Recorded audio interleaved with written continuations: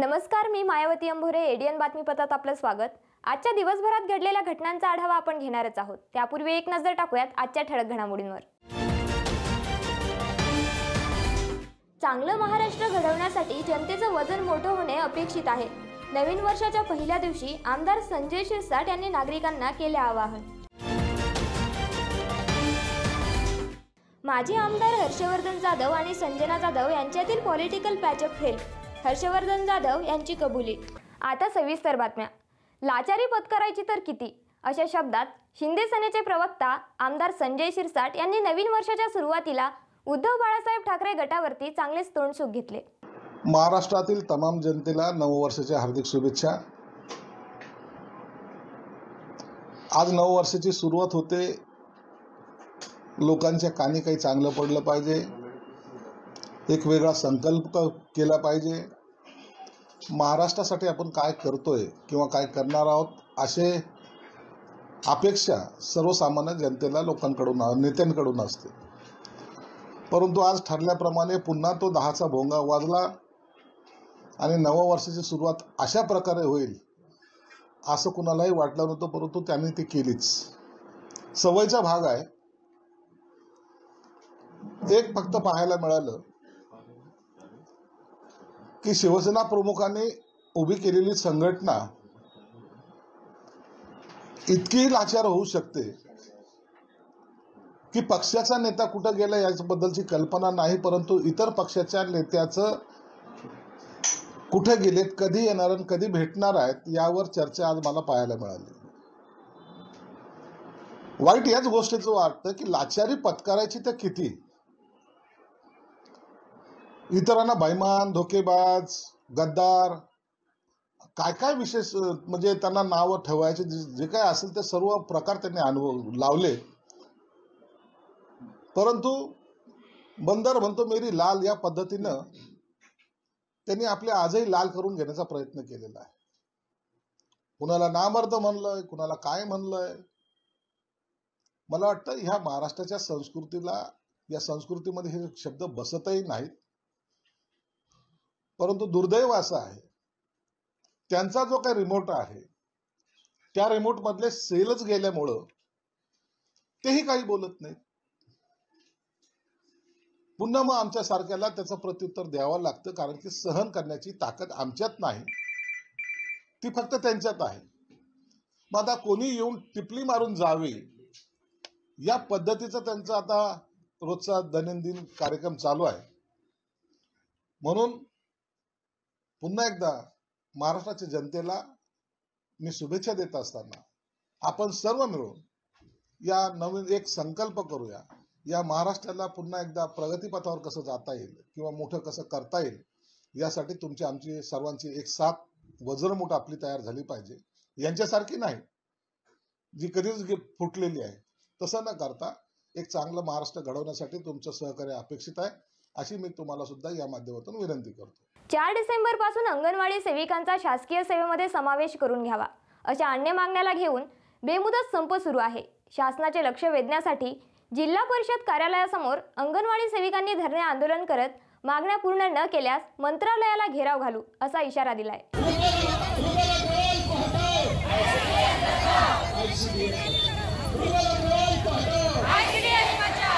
आयटक या देशव्यापी संघटनेतर्फे गेल्या अनेक दिवसांपासून आयटकच्या ज्या सभासद अंगणवाडी कर्मचारी आहेत आणि कृती समितीच्या विविध घटक संघटनांच्या ज्या सभासद आहेत त्यांनी संप सुरू केलेला आहे.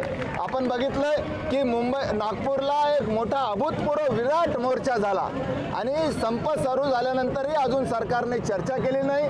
एकनाथ शिंदे जे मुख्यमंत्री आहेत त्यांनी निवेदन स्वीकारलं आणि मुंबईला 20 तारखेला त्यांनी वेळ दिला. वेळ देऊनही एकनाथ शिंदे त्या ठिकाणी उपलब्ध झाले नाही आणि ICDS कमिशनर रुबल अग्रवाल यांनी तेल टाकण्याचं काम केलं, धमक्या देण्याचं काम केलं आणि त्यामुळं अशा धमक्याला आयटक भीक घालत नाही. त्या धमकीच्या पत्राला आयटकने जाळण्याचं काम महाराष्ट्रभरात मागच्याच आठवड्यात केलं आणि आज संपूर्ण महाराष्ट्रभर जेल भरोची हाक दिलेली आहे आणि त्यामुळे यांच्या जेलमध्ये किती जागा आहेत हे बघणार आम्ही आहोत आज. आणि या ठिकाणी आम्ही भीमा कोरेगाव शौर्य दिनानिमित्त आम्ही थोडंसं पोलिसांना सहकार्य म्हणून आम्ही जेल भरोच्या ऐवजी धरणे देण्याचं काम या ठिकाणी केलेलं आहे. आपण बघतायत शेकडोच्या संख्येने या ठिकाणी महिला उपस्थित झालेल्या आहेत आणि जर पेन्शनचा निर्णय सरकारनं घेतला नाही, जर पगारवाढीचा निर्णय सरकारनं घेतला नाही तर मंत्रालयाला घेरण्याचं काम देखील आम्ही करू. 4 डिसेंबरपासून अंगणवाडी कार्यकर्त्यांचा संप चालू आहे. हा फक्त पेन्शन योजना लागू करा किंवा वेतन श्रेणी लागू करा आणि वेतन श्रेणी जर का तुम्ही लागू करत नाही तर किमान तोपर्यंत 26,000 मानधन तरी आम्हाला द्या. कारण 10,000 मानधनामध्ये प्रत्येक कार्यकर्त्याचं काहीच भागत नाही. तिच्या मुलांचं शिक्षण आहे आणि ग्रामीण भागामध्ये तर विधवा आहेत, परित्यक्त आहेत, कितीतरी महिला अशा आहेत की फक्त अंगणवाडीच्या पगारावर मानधनावर अवलंबून आहे. तर मग त्यांनी 10,000 त्यांचा अवलंब कसा करायचा? शासनाने थोडं तरी लक्ष दिलं पाहिजे कार्यकर्त्यांकडं. कारण बेसिक जिथं आहे आपण घराचं पाया जेव्हा बांधतो तेव्हा पाया पक्का करत असतो आणि मुलांचं जे नॉलेज आहे ते आपलं 3 ते 5 वर्षामध्येच वाढतंय आणि तिथंच जर का कच्चं राहत असलं आणि कार्यकर्ते जर का संपावर असल्या तर हा लॉस बालकांचा आहेच आहे. पण बालकांचं जर का एवढी काळजी आहे शासनाला तर शासनाने अंगणवाडी कार्यकर्तीकडे लक्ष दिलं पाहिजे आणि तिच्या मानधनात भरघोस वाढ केली पाहिजे. आणि मानधनात वाढ जर का नसन करत तर वेतन श्रेणी तरी किमान लागू केली पाहिजे त्यांनी. एवढंच आमचं म्हणणं आहे. डॉक्टर बाबासाहेब आंबेडकर साहित्य परिषद व सिल्लोड शिक्षण संस्थाच्या संयुक्त विद्यमाने दुसरे फुले शाहू आंबेडकर साहित्य संमेलनाचा समारोप शिक्षण महर्षी दादासाहेब उर्फ जनार्दन मस्के यांच्या अभिष्टचिंतन सोहळा, प्रकट मुलाखत आणि विविध सत्रांनी साहित्य संमेलनाचा समारोप करण्यात आला. डॉक्टर बाबासाहेब आंबेडकर साहित्य परिषद व सिल्लोड शिक्षण संस्था यांच्या संयुक्त विद्यमाने आयोजित दुसरे फुले शाहू आंबेडकर साहित्य संमेलनाला रविवारी सकाळी सुरुवात झाली तर सोमवारी शिक्षण महर्षी दादासाहेब उर्फ जनार्दन मस्के यांच्या अभिष्टचिंतन सोहळा, प्रकट मुलाखत आणि विविध सत्रांनी साहित्य संमेलनाचा समारोप करण्यात आला.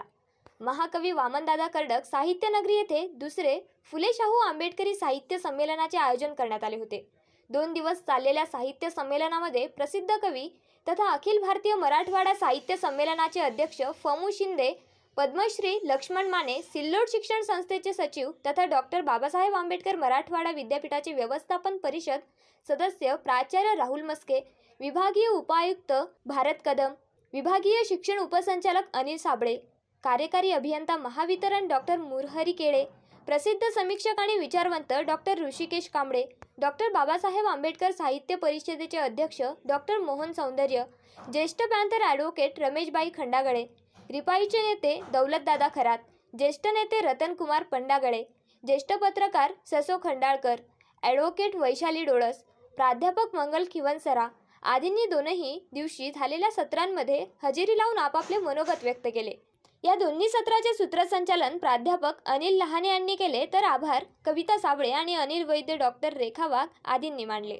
मला भारत सरकार शिष्यवृत्तीचा हा टेबल देण्यात आला. सर समोर बसेल आहे लुलेकर साहेब.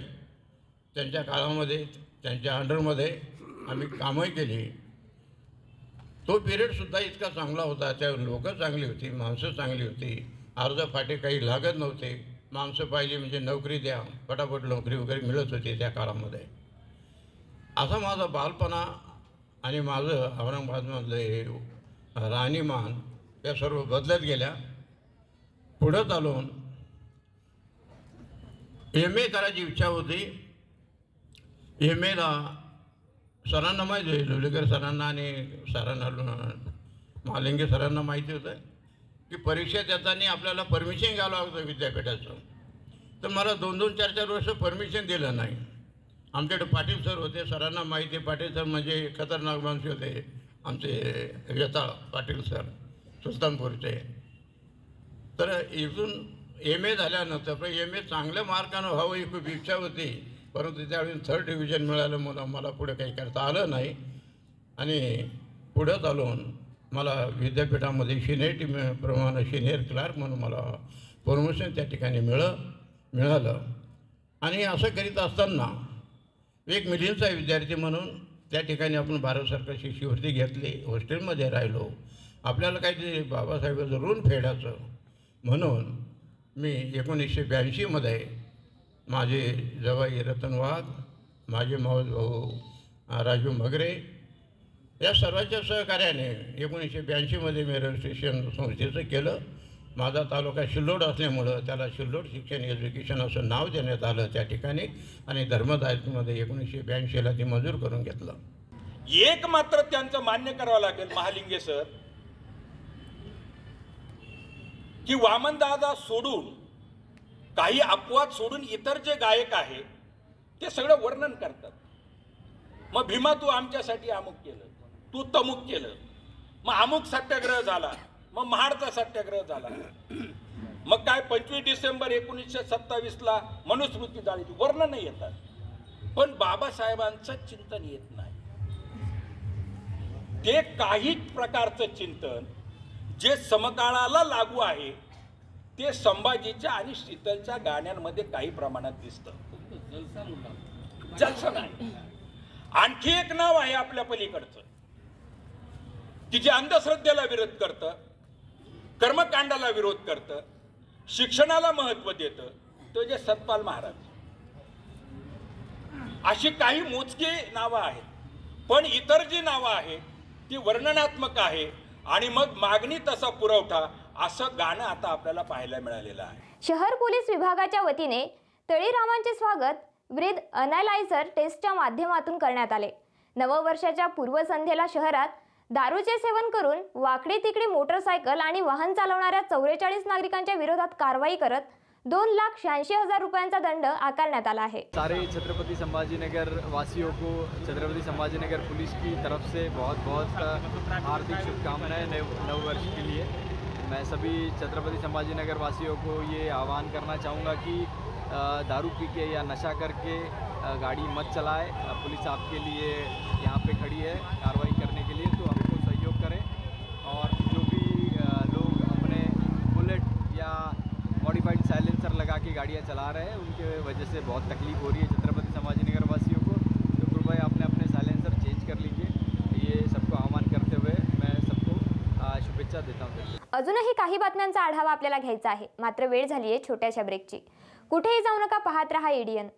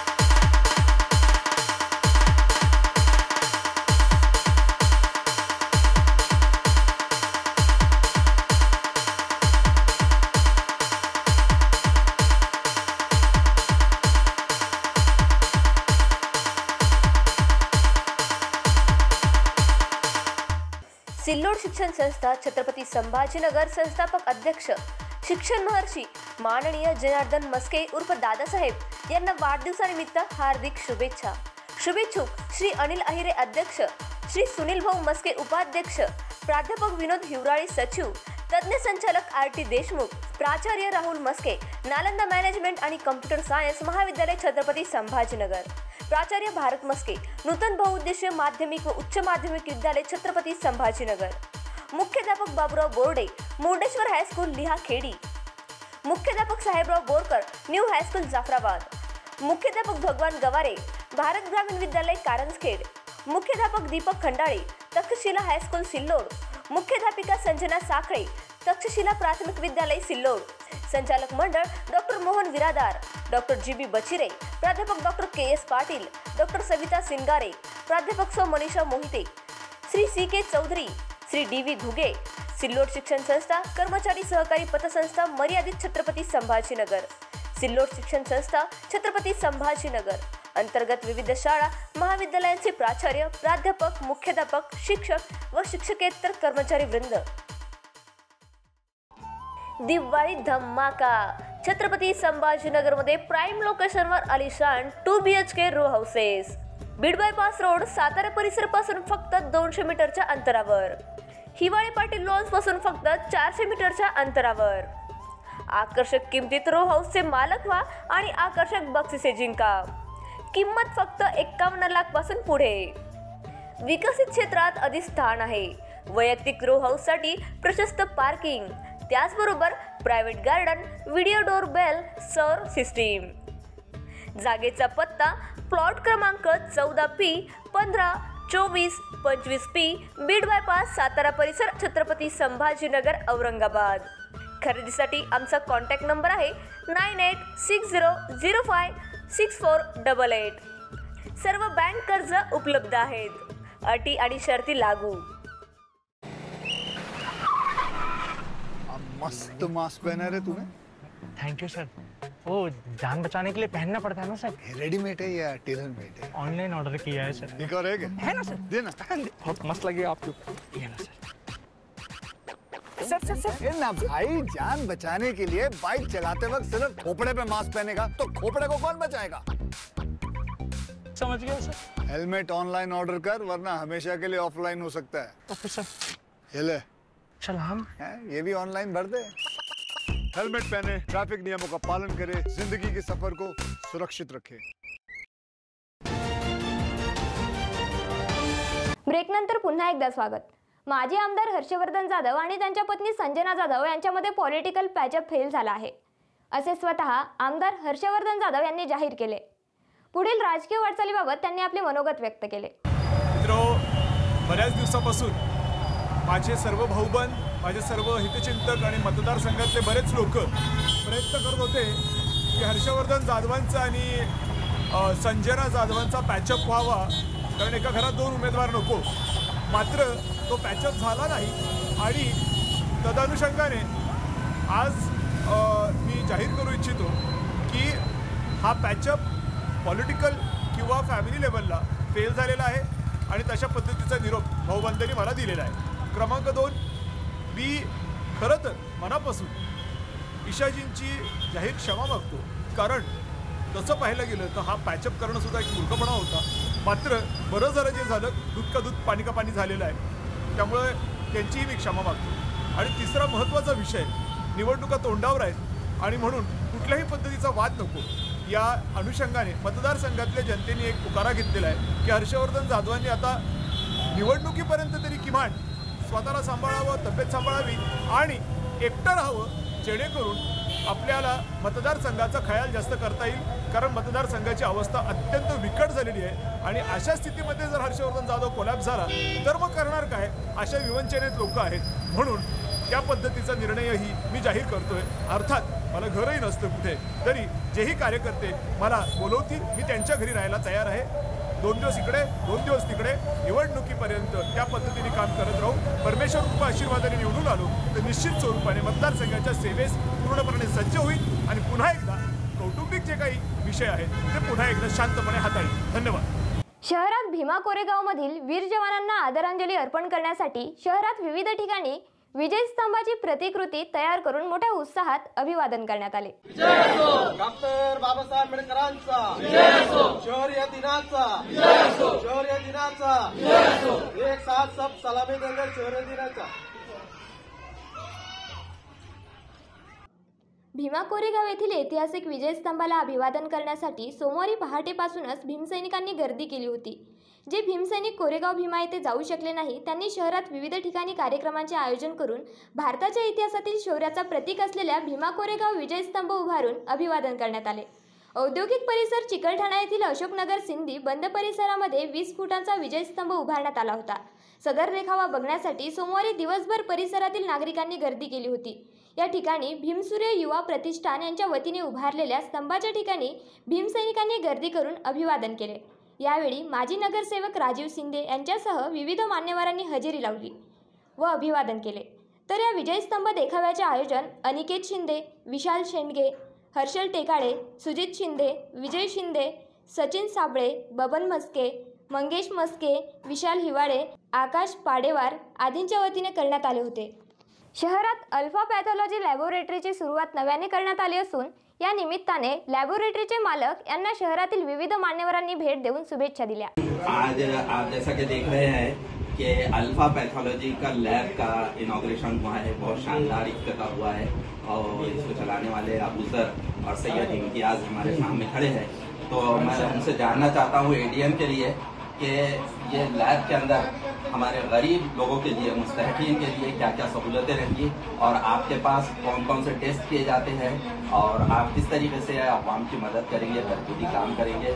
मैं सबसे पहले अबूजर साहब से जानना चाहता हूँ कि वो मुख्तसर हमारे एडीएम के लिए बताएं.